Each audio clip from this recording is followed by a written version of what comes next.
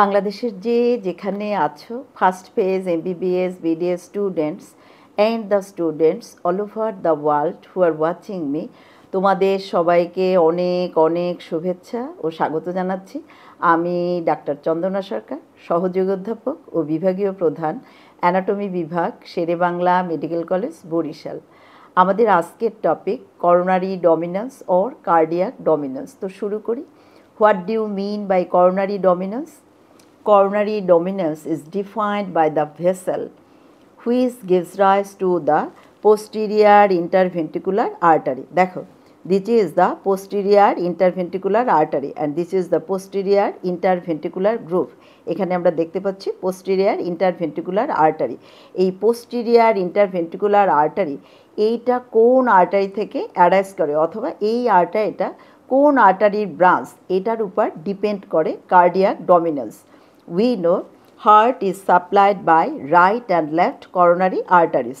দেখো, this is the right coronary artery and this is the left coronary artery, যেটা left oracle and পালমারি trunk এর মাঝখান থেকে বের হয়ে দুইটা ভাগে ভাগ হয়ে যায়। দেখো, এটা হলো অ্যান্টেরিয়ার ইন্টারভেন্ট্রিকুলার আর্টারি আর এটা হলো circumflex branch of the left coronary artery.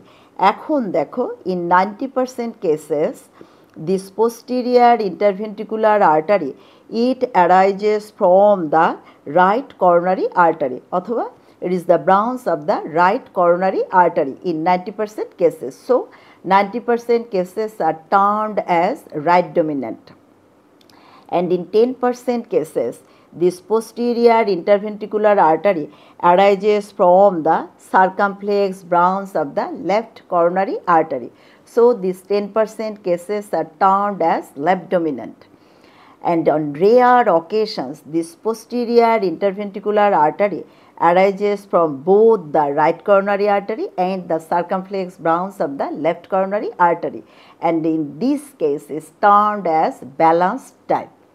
So this is all about the coronary dominance or cardiac dominance. তোমাদের যদি ভালো লেগে থাকে তোমরা লাইক, শেয়ার, কমেন্ট করো, আমার চ্যানেলটা সাবস্ক্রাইব করো। আর এটা ভালো করে পড়ার জন্য আমার একটা বই আছে, easy practical anatomy for thorax, OSPE and viva. বইটা তোমরা কালেক্ট করে নিও। বইয়ের জন্য তোমরা আমার সাথে কমিউনিকেট করবে। আমার সেল নাম্বার 0171295165।